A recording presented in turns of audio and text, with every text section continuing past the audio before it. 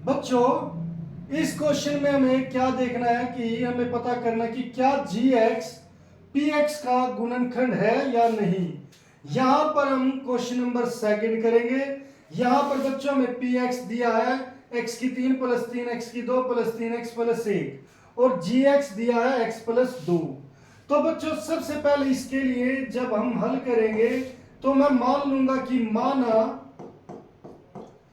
gx equal to 0, हम इस gx को 0 के इक्वल रख देते हैं। तो अगर बच्चों ये 0 के इक्वल है तो x प्लस 2 भी क्या हो जाएगा, 0 के इक्वल ही आएगा। अब बच्चों यहां पर अगर मैं x की वैल्यू फाइंड आउट करूं तो जो यहां पर प्लस का 2 है उधर जाकर किसका हो जाएगा, माइनस का 2। तो x इसके इक्वल आ गया -2 के बच्चों। अब यहां पर x इक्वल टू -2 का मान px में रखने पर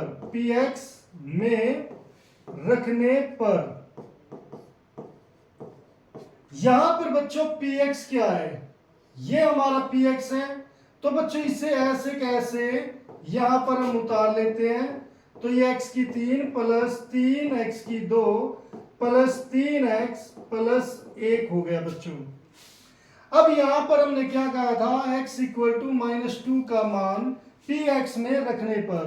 तो बच्चों यहां पर x की जगह आप क्या रखोगे, -2। यहां पर x की जगह -2 पावर 3, फिर प्लस 3 x की जगह -2 पावर 2 प्लस 3 x की जगह -2 प्लस 1। अब बच्चों हमें यहां पर -2 की पावर 3 ये सॉल्व करनी है। बच्चों अगर माइनस की पावर कोई विषम संख्या हो तो उत्तर किस में आएगा, माइनस में। और 2 की पावर 3 का मतलब क्या है कि 2 को 3 बार गुणा कर दो।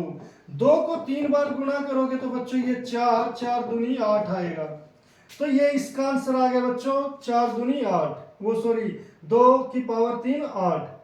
अब बच्चों यहां पर माइनस की पावर 2 है यानी कि एक सम संख्या है, तो इसका उत्तर आएगा प्लस में। उससे पहले बच्चों आप 3 ऐसे कैसे लिख लो। अब इसे सोल्व करेंगे, माइनस का उत्तर किस में आएगा, प्लस में। और 2 की पावर 2 क्या हो जाएगा बच्चों, 4, क्योंकि 2 को 2 बार गुणा करने पर आएगा 4। अब बच्चों यहां पर प्लस की माइनस से गुणा माइनस, 3 दूनी क्या हो गया 6 प्लस 1। अब बच्चों हम इन्हें सोल्व करेंगे, ये है -8, ये 3 की 4 से गुणा 3 चौके 12 -6 प्लस 1।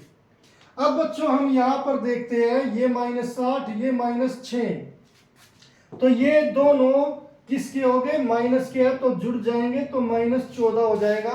अब बच्चों यहां पर +12 है और +1 है, सेम साइन जुड़ जाते हैं तो ये हो जाएंगे 13। अब बच्चों यहां पर ये दोनों अपोजिट साइन है तो अपोजिट साइन क्या हो जाते हैं, घट जाते हैं। 14 में से 13 गए 1, मगर साइन ये संख्या बढ़ी और इसके साथ साइन माइनस का, तो बच्चों ये माइनस, तो जो 0 के बराबर नहीं है। अब ये बच्चों 0 के बराबर नहीं है तो इसका मतलब ये जो gx है ये px का गुणनखंड नहीं है।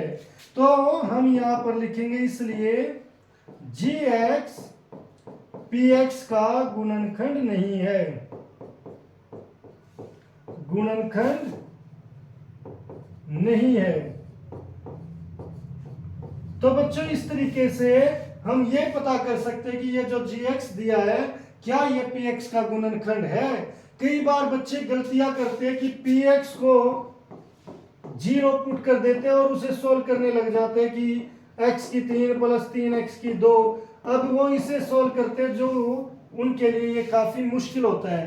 तो बच्चों जिसको उसने कहा प्रत्येक स्थिति में gx px का एक गुणनखंड है या नहीं ये चेक करना है। तो बच्चों जो चेक करना है उसे ही 0 रखा जाता है, न कि px जिसमें चेक करना है। तो उम्मीद है बच्चों ये क्वेश्चन आपको अच्छे से समझ आ गया होगा।